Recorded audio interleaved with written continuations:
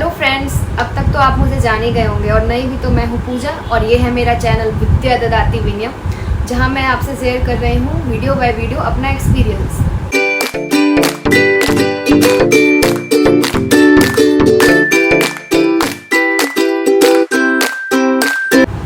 अब अगर आप नए होंगे तो सोच रहे होंगे कि कौन पूजा और कैसा एक्सपीरियंस। तो मैं हूँ Pooja Chaudhary, SBI PO 2018 batch और presently posted as deputy manager in SBI and रात के 8 बजे मैं ब्रांच से आई हूँ और अभी 9 बज चुके हैं और ये मैं वीडियो रिकॉर्ड कर रही हूँ आप लोगों के लिए। तो उम्मीद है कि आप लोगों को पसंद आएगा। अपने इन वीडियोज़ के माध्यम से मैं आपसे शेयर कर रही हूँ कि तैयारी के दौरान मैंने क्या क्या चैलेंजेस फेस किए थे। आज मैं आपको बताऊँगी कि हिंदी मीडियम से होते हुए भी कैसे मैंने इंग्लिश की तैयारी की और न सिर्फ तैयारी की बल्कि इंग्लिश को अपना एक स्ट्रॉन्ग पिलर बनाया। तो चलिए बिना टाइम वेस्ट किए शुरू करते हैं आज का वीडियो। किसी भी कॉम्पिटिटिव बैंकिंग एग्जाम का सिलेबस ऑलमोस्ट सेम होता है। पोस्ट वाइज हर एग्जाम में थोड़ा ऊपर नीचे क्वेश्चंस आते हैं, मतलब डिफ़िकल्टी लेवल थोड़ा ऊपर नीचे होता है। SBI PO का जो इंग्लिश का एग्ज़ाम है उसमें मेनली सिर्फ SBI PO का नहीं, मतलब जितने भी बैंक के एग्ज़ाम है उसमें इंग्लिश को मेनली मैंने अपने हिसाब से 5 सेक्शन में बांटा है। पहला क्लोज टेस्ट, दूसरा स्पॉटिंग द एरर्स, तीसरा रीडिंग कॉम्प्रिहेंशन, चौथा इडियम्स एंड फ्रेजेस एंड पांचवा पैराजम्बल्स। मेनली जो आपका इंग्लिश का जो सेक्शन है ये 5 भाग में ही बटा होता है, इसी में थोड़ा ऊपर नीचे होता है और ये पांचों सेक्शन जो है ना ये कहीं ना कहीं आपस में कनेक्टेड है। जैसे कि अगर आप स्पॉटिंग द एरर सॉल्व करें उसमें ग्रामर का यूज होता है, वही ग्रामर आपका क्लोज टेस्ट में भी यूज होता है। कभी कभी इडियम्स एंड फ्रेजेस जो होते हैं वो क्लोज टेस्ट में भी आते हैं, तो वहाँ से आपको क्लोज टेस्ट में भी हेल्प मिलता है। और अगर आप देखें पैराजम्बल्स, तो पैराजम्बल्स में रीडिंग कम्प्रीहेंशन भी हेल्प करता है और रीडिंग कम्प्रीहेंशन अगर आपका अच्छा है तो वो कहीं ना कहीं आपको सारे सेक्शन में हेल्प करता है। आइए मैं अब आपको बताती हूँ कि मैंने अपनी इंग्लिश की तैयारी कैसे की थी। मैं हिंदी मीडियम से थी तो मुझे कहीं ना कहीं एक बेसिक आइडिया था कि मुझे इंग्लिश में ज़्यादा मेहनत करनी पड़ेगी, तो मैंने सब बेस लेवल से शुरुआत की थी। सबसे पहले मैंने इंग्लिश ग्रामर के चैप्टर वाइज सारे रूल्स पढ़ लिए थे। यकीन मानिए बहुत ज़्यादा चैप्टर्स नहीं है, हो सकता है शुरुआत में आपको चैप्टर्स देख के लगे कि बहुत ज़्यादा है, पर अगर आप इन्हें एक बार पढ़ लेंगे ना तो आपका इंग्लिश का बहुत सारा मेहनत बच जाएगा। ये चैप्टर्स हैं noun, pronoun, adjective, verb, adverb, preposition, interjection, conjunction, articles, tenses, phrases, numbers, clauses etcetera. कुछ चैप्टर्स और भी हैं जो बाद में हो सकता है मैं आपको ऐड करके बताऊं। ये चैप्टर्स अगर आप एक बार कर लेते हैं तो कहीं ना कहीं इंग्लिश ग्रामर आपका एक लेवल पे कंप्लीट हो जाता है। ये सारे चैप्टर्स मुझे करने में ऑलमोस्ट 2 महीने लगे थे। अगर आप थोड़ा स्पीड करते हैं तो हो सकता है आपको मेरे से कम टाइम लगे और अगर आप थोड़ा स्लो करते हैं तो हो सकता है थोड़ा ज़्यादा टाइम लगे, थोड़ा ऊपर नीचे हो सकता है टाइम। अब अगर आपके मन में सवाल होगा कि ये सारे चैप्टर कंप्लीट करने के बाद क्या मेरा इंग्लिश का तैयारी कंप्लीट हो जाएगा, तो जवाब होगा इसका नहीं। सिर्फ ये सारे चैप्टर्स के कंसेप्ट क्लियर करने से आपका इंग्लिश का तैयारी कंप्लीट नहीं होगा, ये आपको एक बेस लेवल पे प्रिपेयर करेगा इंग्लिश को और मजबूत करने। अब मैं आपको ये बताना चाहूँगी कि ग्रामर के लिए मैंने कौन से बुक्स का सहारा लिया था। ग्रामर के लिए मैंने 2 बुक्स को रेफ़र किया था, पहला SP बख्शी और दूसरा RS अग्रवाल।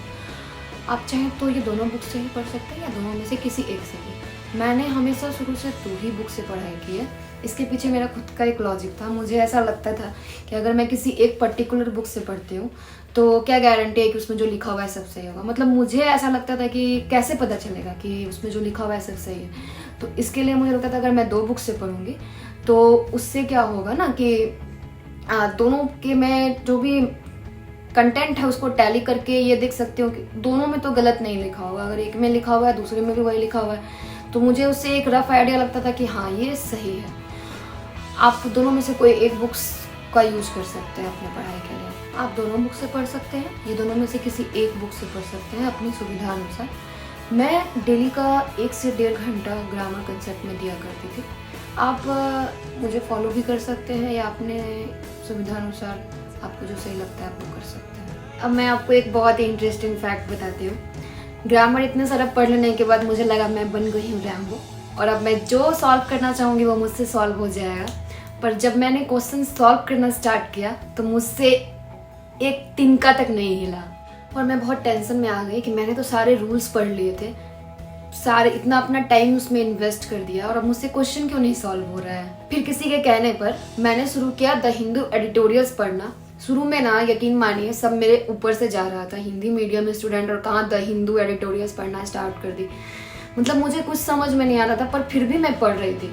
मैं लाइन बाय लाइन पढ़ती थी एडिटोरियल का और डिक्शनरी बगल में लेकर बैठा करती थी। जो भी वर्ड मुझे हार्ड लगता था या फिर कोई वैसा इडियम्स एंड फ्रेजेज आ जाता था बीच में, तो वो मैं डिक्शनरी में देखती थी, उसे बगल में अपने नोटबुक में नोट किया करती थी और एक दो बार उसे पढ़ लिया करती थी। और हाँ, एक बहुत इंपॉर्टेंट बात, मैं डेली बस एक ही एडिटोरियल पढ़ती थी। इससे ज़्यादा पढ़ने की मेरी कभी हिम्मत हुई ही नहीं।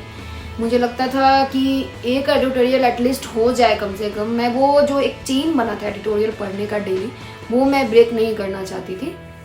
और मैं जो वर्ड्स नोट किया करती थी उसे मैं दिन में 1 से 2 बार कभी भी पढ़ लिया करती थी, कभी सुबह या कभी शाम। कोई उसका फिक्स टाइमिंग नहीं था। जब मेरा मूड होता था या जब मुझे लगता था कि अभी मैं कुछ पढ़ नहीं रही हूँ, तो मैं एक बार सरसरी निगाह से देख लिया करती थी। गौर कीजिएगा, देख लिया करती थी, मैं रट्टा नहीं मारती थी उन वर्ड्स। इससे मेरा क्या हुआ ना, वर्ड्स का एक अच्छा कलेक्शन बनने लगा।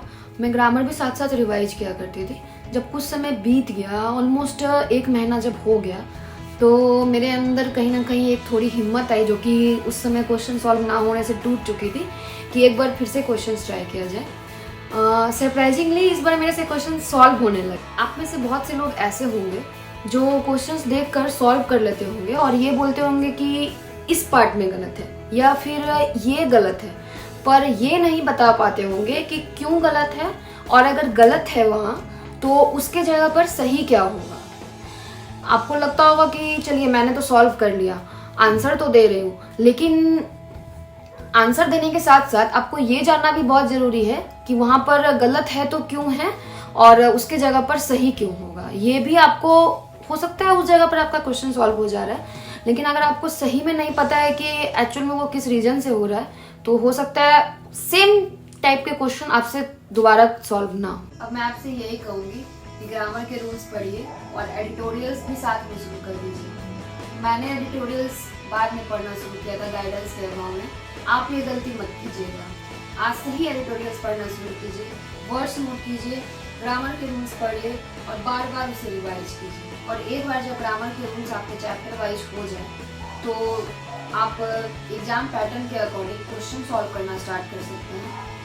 इसके लिए मैंने एक बुक का हेल्प लिया था, वो बुक थी RS अग्रवाल। इस बुक में आपको हर सेक्शन के बहुत सारे क्वेश्चन मिल जाएंगे, जिसे सॉल्व करके आपको कॉन्फिडेंस फील आएगा अपने आप में और आपको लगेगा कि आपका तैयारी एक सही डायरेक्शन में जा रहा है। एटलीस्ट मुझे तो क्वेश्चन सॉल्व करके बहुत खुशी मिलती थी उस समय। आप लोग ये सब फॉलो करके देखिए, आपको बहुत अच्छा लगेगा, आपको एक कॉन्फिडेंस आएगा। जब आपसे क्वेश्चन सॉल्व होने लगेगा तो आपको लगेगा कि मैंने कुछ एक्वायर किया है यूजफुल, मेरा टाइम फ्रूटफुल रहा है। और इन सब के अलावा आप ऑनलाइन भी क्विज दे सकते हैं। अड्डा 247 में आता है क्विज, और भी बहुत सारे ऑनलाइन प्लेटफॉर्म है, टेक्स्ट बुक वगैरह, जिसमें सेक्शनल क्विज का ऑप्शन रहता है। तो उसमें आप सेक्शनल क्विज इंग्लिश का दे सकते हैं, तो उससे भी आपको अपना तैयारी का एक आइडिया लगेगा कि आपकी तैयारी किस लेवल की है। और यकीन मानिए, जब मुझे पढ़े हुए वर्ड्स मिलते थे या फिर मेरे पढ़े हुए ग्रामर के रूल्स के हिसाब से मुझे क्वेश्चन में गलत नज़र आता था कि हाँ यहाँ पे ये गलत है, इसका ये सही होगा, तो मुझे उस समय बहुत अच्छा लगता था। मतलब सही मिलने पर एक स्माइल आती थी कि वाह, ये तो मैं जानती हूँ पहले से। आप लोगों की कुछ क्वेरीज होगी तो कमेंट सेक्शन में बताइएगा, कोशिश करूँगी इसकी सारी क्वेरीज को अटेंड कर सकूँ। टाइम तो मेरे पास बहुत ही लिमिटेड है, लेकिन फिर भी मेरी पूरी कोशिश रहेगी कि मैं आप सभी के अनलिमिटेड क्वेश्चंस का जवाब दे सकूं। आप मेरे साथ यूं ही बने रहिए। मैं जल्द ही अपने अगले सेक्शन पे आपके लिए वीडियो लेकर आऊंगी। तब तक के लिए बाय बाय।